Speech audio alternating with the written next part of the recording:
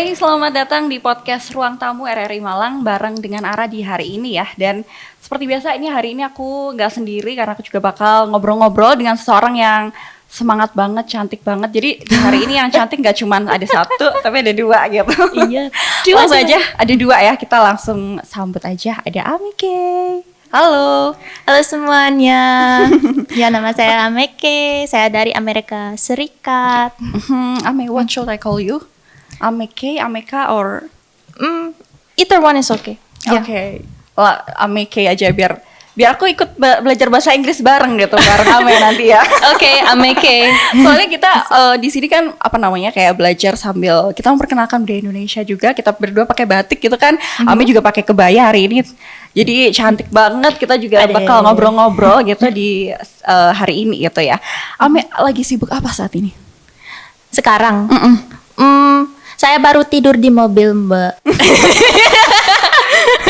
Biasanya kalau tidur siang-siang itu karena habis makan. Iya, Habis betul. makan apa nih? Kemarin saya makan spaghetti sama katsu.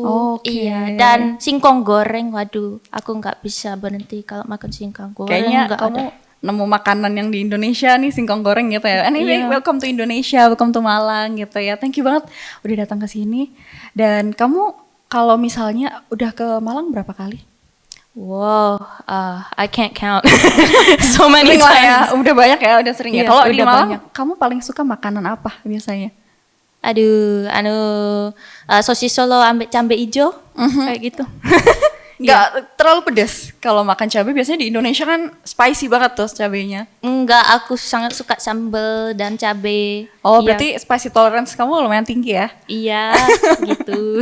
Oke, ini biasanya emang kalau orang cantik tuh tahan sama pedes gitu loh. Jadi makanya kayak oke, nggak heran gitu ya. Aku dengar katanya kamu kalau apa namanya kemarin baru aja rilis single gitu ya, namanya Bleak Night gitu kan. Tapi sebelum itu aku pengen kenalan dulu sama kamu. Katanya kamu nih backgroundnya adalah dulu sempat renang bertahun-tahun gitu ya. Iya, betul. Gimana tuh? Boleh diceritain nggak? Diceritakan. Belum waktu pandemi, saya adalah competitive swimmer, atlet renang di tim renang. Tapi waktu aku balik ke sekolah, ke SMA-nya, saya itu apa namanya, I was like a vaccine guinea pig.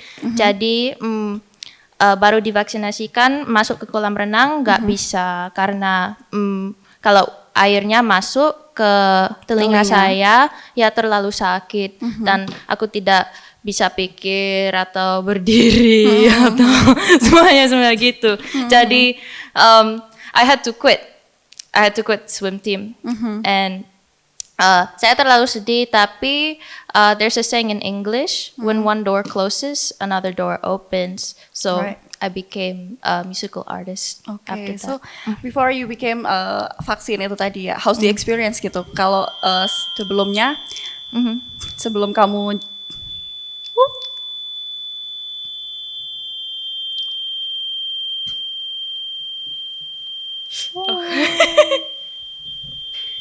I'm sorry. It's okay. My ears are a little sensitive. So, Setelah itu ya vaksin itu ya. iya. Oh, sampai sekarang. Iya sampai sekarang. Oh, jadi kamu sebelumnya sebagai apa namanya penyintas gitu ya. Kita anggap aja penyintas gitu ya, karena kamu sebagai orang yang pernah uji coba vaksin gitu kan sebagai ininya. And how's the experience gitu setelah kamu kayak bagaimana awalnya gitu? Kok bisa kamu jadi ikut masuk di uji coba itu seperti apa? Kalau maksud di vaksin trial, kita coba Pfizer vaccine itu, that was the name of the company. Dan it starts with one shot, so you get one shot and then you come back and you get another shot. Actually, my mom had to go to the hospital because she almost died because it was really hard for her. Okay. Yeah, she was much more sensitive. Tapi kalau saya dan bapak saya gitu, kita tidak terlalu sensitif kayak gitu. Okay. Aman. But like for me, the effects was more my period was off, and I also got a little bit sicker. Oh, so you got this side effect. Yeah, side effect like that. But the worst one was with my ears, like what I was explaining earlier. Namanya itu bahasa Inggris hyperacusis. Okay. Hyperacusis, yes. So I got hyperacusis, which means that my ears are really sensitive, and I can't go in the pool because if I get water in my ears, then it will like give me big Sakit headache, gitu sakit, ya. terlalu sakit, kepalanya pusing, seperti itu. Dan kalau masuk ke kolam lagi nggak bisa nanti ke hospital, ke rumah sakit, langsung ke rumah sakit. Langsung karena sakit itu ya Iya. rasanya. Oke. Itu terus selain side effect-nya kalau misalkan masuk ke air gitu ya, are you also sensitive gitu kalau misalkan dengerin suara yang kenceng or yang suara keras atau suara tinggi kayak gitu juga? Iya. Kalau suara tinggi, lebih tinggi ya saya sensitif. So it was really hard for you kalau misalkan kamu lagi recording atau maybe like lagi sound check itu kan mungkin ada suara-suara yang masih gak enak gitu ya, itu berarti mempengaruhi banget gitu ya. Dan Iya. kamu harus quit your kegiatan kamu as a swimmer gitu. Ya, Gimana rasanya setelah bertahun-tahun gitu? kecewa banget. Tapi sekarang saya ikhlas, Oke. saya paham. Kalau Allah memberikan alasan untuk ganti karirnya atau life circumstances, jadi aku harus paham dan I just have to accept and understand and move to the new phase of my life. Like I always loved music since I was little, and I love performing, dancing, and singing. So it was actually a good thing, I think, in my eyes, because I was able to move forward as an independent artist. And had that not happened, I wouldn't have been able to learn to dance, belajar menari. Karena waktu masih belum pandemi, ya saya bisa renang, tapi saya tidak terlalu lancar menari kayak gitu. Semua keluarga saya di Indonesia bilang lah, kok kamu adalah anak Malang, anak Indonesia kayak gitu, tapi kamu nggak bisa menari. Your hips are so stiff, like you're like a noodle, you can move, Just you know. like okay. Yeah, so after that, alhamdulillah saya bisa ya. Okay, since you quit swimming itu tadi ya, jadi so you Yeah. can focus on performing like dancing and singing gitu ya. Yes, Oke, exactly. Menarik banget, berarti ya emang life must go on gitu ya. Jadi Iya, kayak ketika ada sesuatu yang kamu, aduh kayaknya udah nggak bisa lagi nih, akhirnya kamu jadi fokus ke hal yang lain kayak gitu. Iya. And you're so strong gitu, maksudnya setelah mengalami berbagai itu tadi kayak adaptasinya juga pasti susah gitu ya. Dan kamu akhirnya bisa menemukan hal yang kamu suka gitu loh, kan kamu juga suka perform gitu Iya. kan. Kalau ngomongin soal perform gitu ya, kamu mulai nari, dancing, singing itu dari umur berapa sih? Saya mulai belajar menari dari umur 13 atau 14 tahun waktu pandemi itu. Dan saya belajar sendiri menari kayak lagu Like K-pop noodles K-pop ya. itu ya. Oke. Belajar sendiri dan mengikuti audisi online, in person juga kayak gitu. But I figured since I started singing when I was 8 and when I was younger, it will be the best for me to focus on having independent artist career so that I can have more say and control in what sort of message goes into my music and how I can go about performing in my artistic career like that. Because specifically the entertainment industry as a whole is very how do I put this into words? What? It's the entertainment industry is very perspective to whoever is in control of the company. So if you have a certain image as an artist, or if you want to go about things a certain way, it will be directed by whoever's in charge. So if I, like for instance, I have my own label right now, AK Entertainment, and most of my songs are focused on anti-bullying messages and messages about diversity. So having my own label helps progress that. And specifically, I think with the K-pop industry, it's very focused on physical appearance. Kamu harus kurus ya, Harus cantik, harus harus gimana. cantik, ya harus masuk plastic surgery, operasi plastik segitu. Tapi aku tidak mau berubah sendiriku ya. You're already pretty. Saya. Oh, thank sebenarnya. you. Nggak usah. Yes. Memang lebih orisinal tuh lebih enak gitu. Dan since you bisa fokus untuk menjadi independent artist gitu ya, akhirnya kamu buat AK Entertainment ini. Gitu. Iya. So gimana awal mulanya bisa bikin seperti itu? Saya mulai dari sekolah SMA dan sekolah kuliahnya karena saya belajar dua-duanya dan baru lulus SMA dan kuliahnya bisnis. Congratulations. Terima kasih. So when I was a freshman in high school, I made the business plan for AK Entertainment. And then when I was a sophomore, I presented it to the board of judges at the college. And then I won $1,000 for my business plan. So I just went ahead and made AK Entertainment after that and did not hesitate. Wow, menarik banget. Berarti emang karena kamu sebagai as an independent artist gitu ya, jadi kayak kamu bisa literally fokus in anything you want gitu kan di dalamnya gitu. Kayak aku pengen bikin kayak gini. Dan satu hal yang aku notice gitu ya dari video klip kamu, MV kamu adalah kamu suka banget ngedit terus backgroundnya tuh kayak kamu ganti-ganti gitu. Mungkin kayak green screen dah. Adakah alasan di balik itu gitu? Kayak mungkin aku kayak ini loh, aku lihat tuh MV-nya Coldplay yang Up and Up. Oh, Coldplay. Kayak gitu. Jadi kayak apakah emang itu ciri khas seorang MK or something? Artist that I look up to, like somebody that I take inspiration from. Inspirasi dari mana? Banyak inspirasi dari MV K-pop itu, tapi juga inspirasi dari anime. Kan itu juga alasannya aku suka dipanggil oleh Ame karena itu juga satu nama dari Jepang yang sangat menarik. Tapi kamu berarti juga belajar learning Koreans, terus juga learning Japanese juga gitu ya? Yes, saya belajar hurufnya sendiri, gramatiknya juga, dan pakai aplikasi untuk praktek sama orang lain. Tapi seharusnya itu saya harus pilih aplikasi yang lebih baik karena ada aplikasi dengan orang yang tidak baik yang pakai bahasa it's just bad English. For example, waktu saya pakai satu aplikasi ada orang di situ yang bilang, oh kamu harus pakai lu atau gue biar slangnya tuh seperti ini gitu ya. Slang karena kalau kamu pakai aku dan kamu atau saya dan kamu itu kayak rayu-rayu. Dan saya langsung bilang ke ibu saya, "Hei, kenapa segini? Pakai lu gue."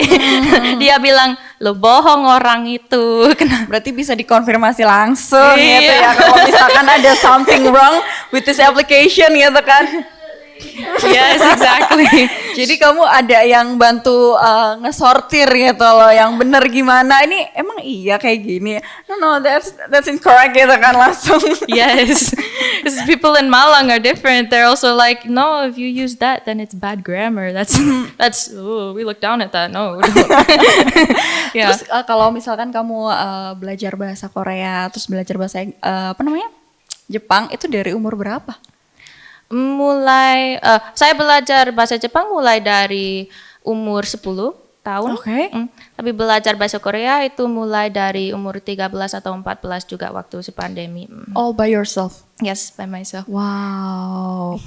Keren banget loh. Memang ya kalau misalkan seorang artis tuh kayak selalu nemuin caranya sendiri gitu, kayaknya aku lebih works pakai cara seperti ini deh. Jadi akhirnya yang lebih masuk ke cara gitu. Karena kalau misalkan kita belajar mungkin ke guru, with teacher or something gitu ya, itu kan harus mengikuti sesuai dengan gurunya gitu kan, which is kayaknya aku nggak works deh pakai cara ini gitu, dan kamu akhirnya belajar sendiri gitu. Iya, Terus akhirnya kamu mix up itu ke musik kamu kayak gitu. Wow, itu menarik banget loh tapi loh. Terima kasih. Terus ini kamu kan juga kemarin ada beberapa lagu juga udah ada keluar MV-nya juga gitu kan. Aku pengen bahas yang Bleak Nights nih. Itu menceritakan tentang apa sih kalau lagu ini? Like for this song, like what is like the process of making it and stuff. So usually it comes from a singular idea or something that I want to express. Like I said earlier, Uncancelable specifically is very much about anti-bullying, and it has a lot of messages like we're all different. Kita semuanya berbeda. So you should not bully somebody else just because they're different from you or because you can't agree on a certain point. And for me, unfortunately, I did encounter a lot of bullying going through school in America, specifically where I was at. Saya bukan orang yang punya kulit hitam atau putih atau seperti orang Amerika Latin, Amerika Selatan itu. Jadi aku setiap hari, setiap tahun kena dibully dari orang lain karena aku tidak sama seperti mereka, tapi aku bisa I can fit into different group because I'm mixed, so I look like I'm from different backgrounds. And so when I'm not a part of a certain group, they got upset with me. There was a specific dance team that I was on where I was discriminated because I wasn't a part of their ethnic group, even though I was interested in their culture. And so from that point, I just wanted to share the message that even if you are not a part of a certain ethnic group or you're not the same as everybody else, that's beautiful. And that difference should be celebrated rather than seen as something to fight over, because all of us are different. And if we continually fight over specific things that make us different, none of us are going to get along. That's the point of diversity, actually, is to celebrate what makes us different rather than to pick on somebody else because you're not the same.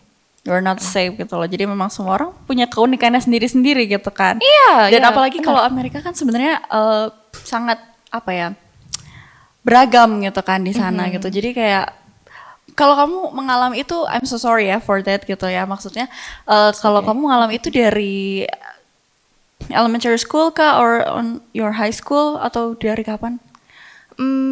The most of it was in my high school. Okay. I did encounter it in middle school too, and I was actually bullied my entire school life for starting from elementary school because of different reasons, like bringing a rolling bag to school because of medical accommodations and different things. But I always stayed strong throughout it. I think the main reason is that we should remember that others, even if they do harmful things to us, that we shouldn't let that happen, and always to speak up and voice our rights and opinions against that. So that's what I did. So cool. Thank you. I'm so sorry to hear that ya. Sorry banget kayak kamu harus mengalami itu dulu. Tapi akhirnya dengan pengalaman itu melahirkan seorang Ameke yang sekarang ini, yang beautiful dan menghargai dirinya sendiri, tahu your worth gitu kan maksudnya. Dan kamu juga akhirnya mengajak orang lain untuk harus speak up gitu dengan lagu ini gitu ya. Jadi kayak kamu menyuarakan juga gitu. Mungkin yang mengganjal di hati kamu gitu ya sampai sekarang gitu. Yes. Oh wow. Absolutely. Jadi sebenarnya dalam banget loh lagu ini artinya ya. Iya. Terus kepikirannya maksudnya kayak untuk prosesnya dari pembuatan lagu ini berapa lama? Lagu ini Uncancelable seminggu aja. Jadi iya. lagu Uncancelable. Iya. Okay. Tapi untuk album 18 itu aku bisa membuat dalam 1 hari. Wow. Yes. Can relate. She said can't relate. Tapi kalau untuk album 18 ini kan dari tahun lalu ya? Apa tahun ini? Tahun ini. Tahun ini ya, tahun ini karena kamu tanggal berapa sih ulang tahunmu? Ulang tahunku? Tanggal 10 bulan April. Oh, happy birthday ya. Meskipun telat 2 bulan nih. Thank you. Tapi emang ya kalau orang pinter tuh ulang tahun bikin karya gitu pemirsa, pendengar ya. Kalau kita ulang tahun kayak cuma hari ini cari traktiran di mana ya gitu. Aduh. Iya, tapi kalau misalkan mungkin ada rencana ke depannya kayak kamu mau bikin apa nih di ulang tahun 19 kamu nanti? 19 tahun. Saya masih pikir. Ya, We'll belum see ya, nanti milih. mungkin akan Ya. ada kejutan lain dari Amike, mungkin dia bakal nge-gigs kah or something gitu kan. Tapi ngomongin soal YouTube kamu ya, Iya. aku kan baru aja ngelihat YouTube kamu gitu, kayak ternyata wah banyak banget, dan ternyata Amike ini nge-cover juga gitu ya lagu-lagu Indonesia, even lagu-lagu bahasa Jawa gitu kan. Kenapa kok harus bahasa Jawa gitu? Karena saya bangga sama heritage saya. Iya. Ibu saya lahir di Malang, saya punya banyak sepupu dan keluarga di Malang, jadi ya saya harus nyanyi lagu Jawa. Segitu. Termasuk juga ada yang pakai bahasa Osing ya, Kangen Iya. Isun itu. Bahasa Osing. Gimana ceritanya? Kamu emang suka dengerin lagu bahasa Indonesia kah, atau kayak gimana untuk lagu ini? Karena saya suka musik, saya suka lagu dari mana-mana aja. Dari Indonesia, dari Jepang, dari Korea, dari Amerika, mungkin some American songs. Not all of them. American music's very different. Modern American music, like just What kind of American music? yeah.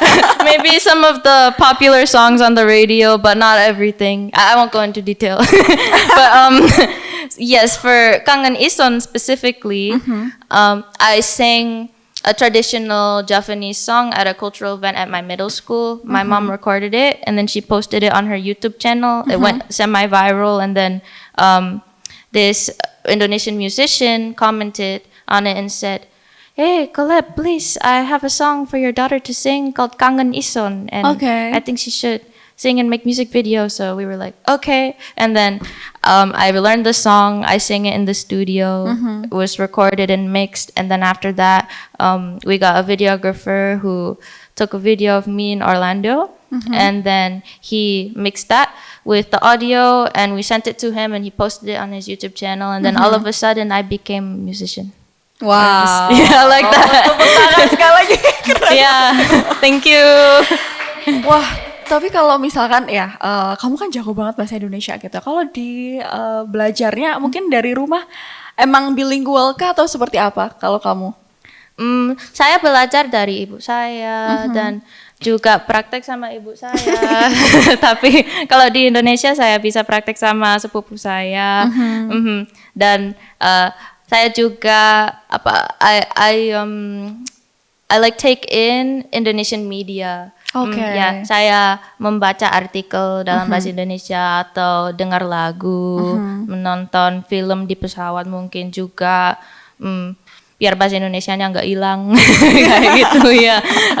Because karena kakak saya lahir di sini tapi pergi ke Amerika waktu masih umur 7 tahun.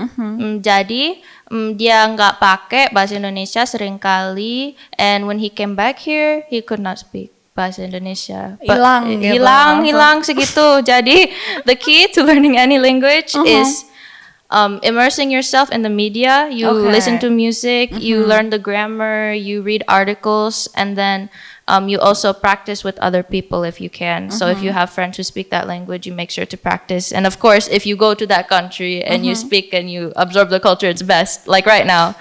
Like speaking with the native gitu kan. Itu Yeah. pasti tips yang sangat works banget gitu ya, pemirsa dan juga pendengar nih. Kamu kalau misalkan pengen belajar bahasa asing juga kayak Ame gitu kan, biar dia jago banget karena bahasa Inggris, apalagi yang jago bahasa Indonesia udah pasti, bahasa Korea juga belajar, bahasa Jepang juga belajar. Nggak capek apa belajar banyak bahasa kayak gitu? Iya, nggak capek karena itu kesukaan saya. Dan- Please go. Sorry, you were going to say something. I was just gonna say, saya sangat suka belajar bahasa asing. Itu mulai dari waktu umur kecil juga.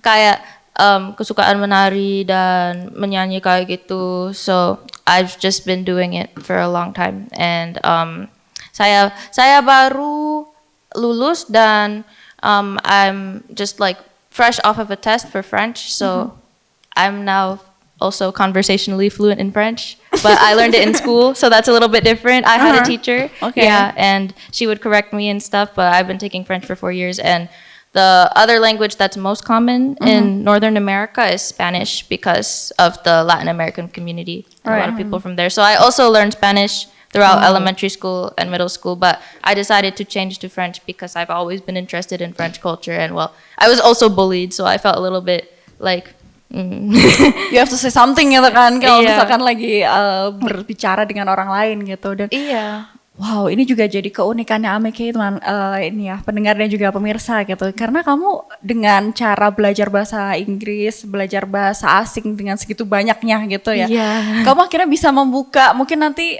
suatu saat pendengar kamu juga dari seluruh dunia kamu bisa langsung speaking dengan mereka, gak usah ribet-ribet gitu karena ya artinya gini doang ternyata gampang gitu kan. Tapi ya talking about singing gitu kan, tadi kita udah ngobrol gitu tentang kegemaran kamu untuk menyanyi gitu. Kita bergeser sedikit ke dancing. Kalau oke. dancing kamu kan tadi awalnya juga namanya orang nggak belajar menari kan pasti juga nggak biasa gitu kan. Tapi setelah aku lihat kamu juga jago banget dancing gitu. Oh, thank you. Karena kamu juga aku lihat luwes banget gitu kalau nari kan. Nah itu belajarnya dari kapan kalau menari? Menari belajar dari 4 tahun lalu aja. Iya. 4 tahun lalu. Iya, baru masuk ke SMA, saya juga masuk ke dance team. Itu yang saya kena diskriminasi untuk 6 bulan aja. Langsung exit, cause I just exit after 6 months because of the bullying. But I continue to learn to dance on my own after that. I joined the step team. I was Okay. on the step team for 3 years. It's a little bit different because it's step, but it's also a lot of hip hop dance. And on that note, I also went to some studios to learn hip hop dance for a couple of weeks only. Most of it I learned from myself at home, like K-pop and hip hop. I specifically learned by myself at my house, so I was self-taught dancer in that. And then I did go to an audition in America. I did the online audition for something, and then I was picked for the in-person audition for K-pop, Wow. K-pop related thing. So that was one of my trademarks and stones, and one of the furthest that I got there. And then I was like, okay, I want to become an independent artist. I want to have my own company. I'm very serious about this. I want to continue doing it because it's something I really enjoy. Yeah. And That's you when enjoy it. that happened. Berarti kamu juga belajar hip hop dance and you're Iya. also learning K-pop dance gitu all by Yes, yourself gitu kan Yes. sebelum karena cuman belajar ke studionya kayak a couple of weeks saja gitu ya. Iya, segitu. Oke. Terus kok bisa sampai masuk dalam audisi K-pop itu seperti apa? Wow. Mungkin boleh cerita dikit-dikit atau banyak juga nggak apa-apa. Oke, kalau online itu sangat berbeda karena mereka minta video tentang instrumen, satu video tentang nyanyi, satu video tentang menari, juga minta foto-foto beratnya, tingginya, your life story, menceritakan hidupnya, Okay. everything, your GPA, 27-page contract I had to sign just for that audition. Okay. Oh my goodness, it was so much. Yes. Like I was reading it and I was like, Mom, make sure, because I signed these 27 pages. I gave them my address and all of my personal info. But then after that, when I got selected for the in-person audition, received an online invitation. And then I went to the place where it was held in person, which was pretty far from my house. It was many hours away. And then, so when I got there were thousands of other people who were also doing the audition. I Okay. think hundreds or thousands in the room. So the judge will just call you one by one, and then once you go inside, there's a little X, and then you have to stand there, and they will all silently judge you. Well, at least that wasn't the experience of some of the other people. I heard some of the judges were like, yes, very good. Wow, 좋아, 정말 좋아. 감사합니다. The X is right there. Thank you very much. And then I walked into the room, and I was like, 안녕하세요. And then they were like, oh, you speak Korean. And I was like, a little bit. And then so they're like, okay, please stand on the X and do your audition. And I picked a rock song. So I was like really out with my energy and everything. And then after I was done dancing and singing, I was just like, 감사합니다. And then the judges look up from the paper like this. Okay. 감사합니다. And then they just told me to exit. They didn't even smile or anything. They were looking at me like this. Okay. the entire time and then scribbling on their paper, and I was like, what does that mean? What is happening? So you're singing and you're dancing Yes. at the audition. Oh wow. They asked me to pick singing or dancing, but I decided to do both because I was like, okay, Why maybe not I both? could- Yeah. yeah, like just see everything, you know. I walked out of that room feeling like I don't know what they thought. They have this poker face. They're just like this. Okay. Yeah, experience is different for everybody. Like I said, my other friends said they smiled and everything at them, but I was just like, Itu di umur berapa, Ame? umur 15 tahun. 15 tahun Iya. berarti 4 years ago. 4 gitu ya. years Oh, ago. oke. 3 years ago. Oh, 3 years actually. ago, Yeah. right. Wow, berarti ketika pandemi itu ya, kamu mengalami menjalani banyak sekali kegiatan gitu ya. Iya. Kayak you become sebagai uji coba untuk Pfizer gitu kan. Terus juga kamu akhirnya learning to do your own career at the music industry gitu kan. Terus juga akhirnya kamu mencoba gitu kan untuk di K-pop audition gitu. Itu Iya, juga banyak gitu. banget. Biasanya kalau orang lagi pandemi tuh malah diem nonton TV gitu, kayak at least it's me ya kemarin ya. Ya, Tapi kamu malah mencoba banyak hal baru gitu ya. Emang Iya. anaknya suka coba-coba. Seorang Ame kayak ini. Iya, never bored. Aku tidak suka bosan. Juga aku bukan introvert. I'm a very extroverted person. I can tell. Thank you. I guess yes. Like every time I take personality test, it's like you are 70%, 90% extroverted. Oke. Like my MBTI, I think is ENFJ. ENFJ. ENFJ. Oh, Yes. oke. Dan aku juga suka cosplay. Itu soalnya saya pakai Sebuah fun soft fact. lens. Yes, super fun fact. Saya pakai soft lens di MV karena saya suka cosplay. Oh, iya. Saya juga suka pakai outfit beda dan rambut beda kayak gitu. Nah, kalau saya mau pakai rambut pendek, seharusnya nggak potong rambut karena sudah segini Iya. panjangnya ya. Your hair is very pretty, beautiful banget loh, rambut kamu tuh kayak lurus terus kayak sehat banget gitu loh. Oh, thank you. Mungkin bisa kasih tipsnya tips. untuk merawatnya gitu. Tapi aku juga suka banget sama ngomongin soal softland ya, dan lain-lain sebagainya. Aku suka banget sama video klip kamu yang Be Mine itu, softlandnya cantik banget. Oh, thank you. Be mine. Be Mine itu. Terus kamu berarti suka dengan kegiatan mungkin kalau K-pop kan dancing gitu ya. Kalau soal Jepangan gitu, kalau kita ngomongnya Jepangan gitu ya. Iya. Kamu suka cosplay, terus apa lagi mungkin? Like what else led me to that or specifically? Maybe like you're like watching anime or Ya. Saya mulai dari kecil saya juga sangat suka menonton anime dan membaca manga kayak gitu. Apa ya? I make drawings in my house like that. Jadi itu soalnya saya suka soft lens dan makeup kayak orang Jepang. Sekarang saya pakai makeup kayak orang Korea karena very very natural like that, not very out. But if it's cosplay, I do have like long lashes. Sometimes I don't put long lashes. I just like contour a little bit and put some soft lens, and then I put a wig on, and then I like change my clothes, and then I come out and they're like, "Where did Ame go? Where's Amelia?" I'm just going to watch some anime gitu kan. Biar mendalami peran gitu, mungkin sambil dandan. Tapi ya kalau ngomongin berarti kan kamu menjalani gitu ya kehidupan di berbagai tempat gitu ya. Iya. Di Amerika, in Florida, right? Yeah, Florida. Di Florida gitu kan, terus di Indonesia. Apa nih hal-hal yang paling kamu tunggu di setiap tempatnya? Mungkin kayak di Indonesia kamu bisa nemuin makanan yang enak. Tapi kalau di Florida mungkin kamu suka dengan summernya atau gimana? Di Florida, actually saya tidak suka summernya karena iya, Terus nggak suka sama summer. iya, begitu kepanasan. Oke. Yes, it's like setengah 100 degree Fahrenheit kan. Oke. Kita tidak pakai Celsius. Jadi kalau pakai Celsius di Amerika semua orang jadi bingung kayak gini. Right. How much temperature is that? Selalu ada hitungan yang berbeda gitu kalau di Amerika tuh sama Yeah, we're Americans. We want to be special. Okay. We use Fahrenheit, not Celsius. We use inches, not centimeters. Yeah, We're not pounds, not kilograms. yeah, we're pounds, not kilograms. Okay.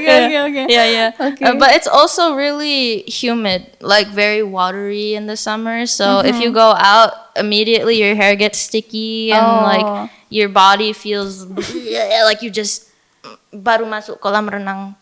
Seperti. Karena humid banget ya di sana ya. Very humid. Juga ada alligators. Normal life in Florida, alligator. Yeah, alligator, crocodile, and you just have to also be careful where you go, just like in any country. If you go to the wrong city or the wrong place, then it's scary. So, Okay. yeah. Okay, next question.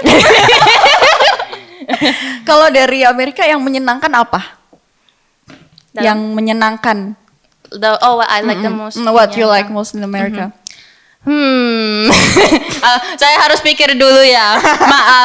Maaf Amerika.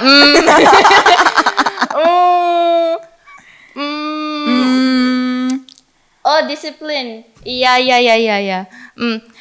Kan banyak orang di Amerika suka bisnis itu. Jadi ada banyak orang yang disiplin segitu. Kalau saya di Amerika, saya tidak makan terlalu banyak. Nggak kayak di sini. So that's why you think selama itu ya untuk mikir kayak what do I like in America? Because I can eat many there. Yes, exactly. I can eat what I want there. Juga orangnya beda dari orang di Indonesia, jadi ya saya harus pikir dulu. Baru kena dibully. Nggak tahu. Okay, let's move to Indonesia. What you like in Indonesia? Saya sangat suka visit Bromo, Mount Bromo. Iya. Saya baru ke Bromo dengan King Abdi dan keluarganya. Okay. 2 hari lalu, 2 hari lalu ke situ. Dan saya juga suka makanannya, orangnya baik, segitu.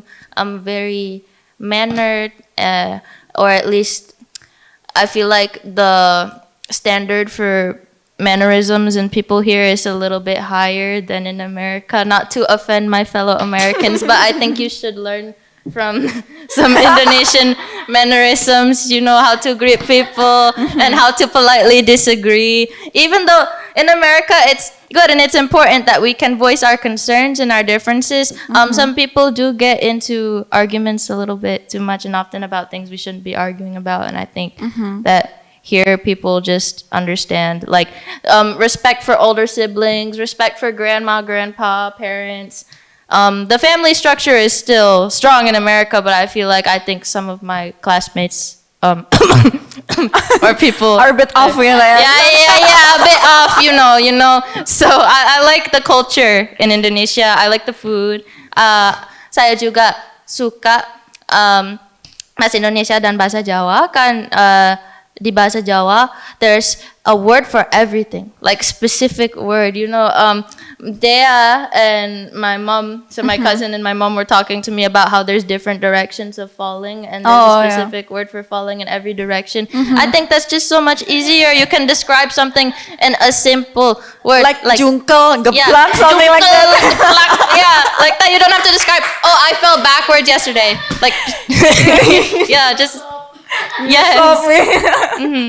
Wow, seru banget ya. Tapi ya nanti I hope that you learn more Indonesian culture easily gitu ya nanti untuk selanjutnya, dan kamu juga bisa merasakan gitu ya keseruan lain-lainnya lagi di Malang, karena masih banyak banget di Indonesia tuh nggak akan habis untuk dieksplor gitu kan. Iya. Dan terima kasih banget ya Ameke sudah hadir di podcast Ruang Tamu hari ini. It's so happy to meet you here. And thank you for coming here. Yes, thank you for inviting me. It was so fun, seru banget. Yes. Seru banget itu tadi. Jadi itu tadi ya pemirsa dan juga pendengar podcast Ruang Tamu di hari ini seru banget ya ngobrol dengan Ameke gitu ya. Kita juga belajar banyak banget budaya, kita juga banyak banget belajar pengalaman dia seperti apa, bagaimana cara Ameke bangkit dari keterpurukan yang pernah menimpa Ameke gitu. Dan kita juga berharap nanti semoga untuk selanjutnya apapun anything rencana kamu ke depannya bisa berjalan dengan lancar, bisa makin rame lagi, nanti bisa kita tunggu lagi untuk video musiknya yang lucu-lucu gitu kan. Terima kasih sudah nungguin ya. Terima kasih sudah nemenin kita di episode kali ini. Sampai ketemu lagi di podcast Ruang Tamu RRI Malang. Saya Ara. Sampai jumpa. Saya Ame, sampai jumpa. Sampai jumpa lagi.